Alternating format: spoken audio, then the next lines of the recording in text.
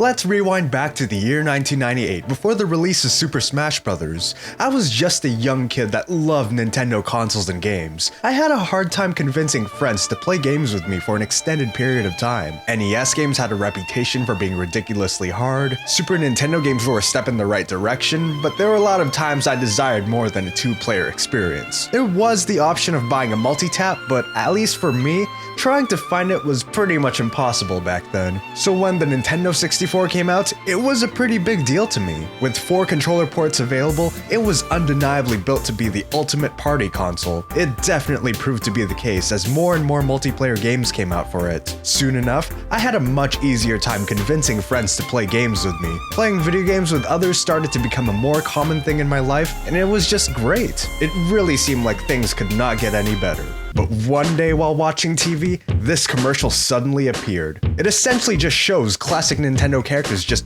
beating the crap out of each other. If that's not effective marketing, I don't know what is. All I knew as an impressionable youngin' is that whatever I just saw was the coolest thing ever, and I needed to get whatever it is they were selling to me. So in mid-1999, I managed to get my hands on Super Smash Bros. For the Nintendo 64. Within seconds of putting the game in the console, I was already sold. We have Mario, Donkey Kong, Link, Samus, Yoshi, Kirby, Fox, Pikachu, and the unlockables Luigi, Captain Falcon, Ness, and Jigglypuff. All these characters have stages representing their respective franchises, topped off with awesome-sounding remix tunes, and their one and only goal is a simple one: beat the crap out of each other. To this day, I think Super Smash Bros. Is one of the most accessible games out there. The control scheme is simple and consistent across the board, yet you still have different playstyles that can be utilized with different characters. From the speedy Fox to the big and strong Donkey Kong, there's bound to be someone that you'll click with.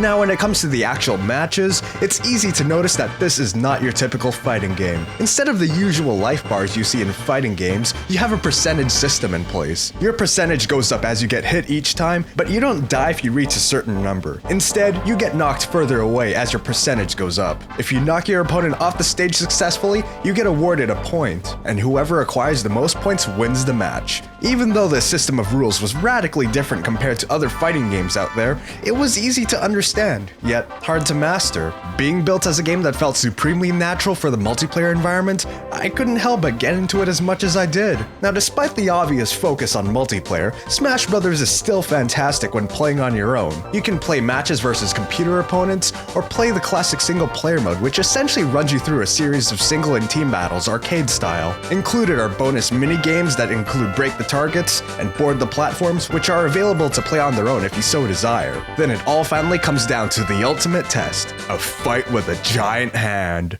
It checks out. So I mentioned earlier there are 4 unlockable characters in the game. It doesn't seem like much now, but it was incredibly cool to me back then. This was way before the internet really had any presence. So as I remember, the only way to find out how to unlock anyone was by looking it up on magazines like Nintendo Power, learning about it through word of mouth, or just by pure accident while playing. Though looking back on how mysterious and elusive the knowledge was back then, it is almost comical in a way, because now you can just look it up online and have all the characters in about an hour or less. Before Smash came into the picture, the main fighting games that were out at the time didn't really appeal to anyone I knew. Street Fighter 2 was a little too technical for non-gamers, and then games like Killer Instinct and Mortal Kombat were just flat out too violent. Even though my family was cool with it, most parents were quick to disallow my friends from playing these types of games. So if there's one thing that hasn't changed since then, it's my ability to make terrible first impressions. Too many times one of my friends' parents would be like, excuse me? We'd like you to leave now. We don't want any bad influences.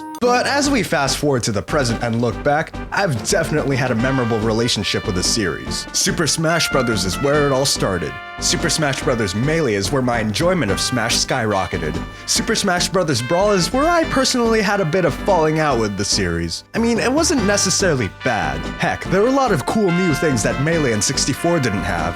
But in the back of my mind, I couldn't help but feel disappointed that the overall gameplay was slower and clunkier in comparison to its predecessors. Apparently, I wasn't the only one that felt this way, because the fan-made modification of Brawl called Project M was born. It restored a lot of Melee's mechanics and evolved the game in a way that felt natural to the series. And how could we forget the latest installment of Smash, Super Smash Bros. For the Wii U and 3DS. This is, without a doubt, my favorite iteration of Smash. I could gush on and on about how much I enjoy it, so all I will say is that with this entry, Smash Bros. And I picked up where we left off, and I've never been happier. Especially because it has Lucina. Super Smash Bros. Is admittedly primitive in comparison to the rest of the series, but I still think it's worth going back to, even if it's just to play for a few rounds. There's less characters and stages available, so it's a lot easier to cut to the chase. Because let's face it, if you're new to the series and you look at what's available in later Smash games, things can get a bit daunting. The amount of attacks and maneuvers you can do is also reduced, but it gives you less to think about, streamlining the process of learning the game. It's just a lot more basic. But hey,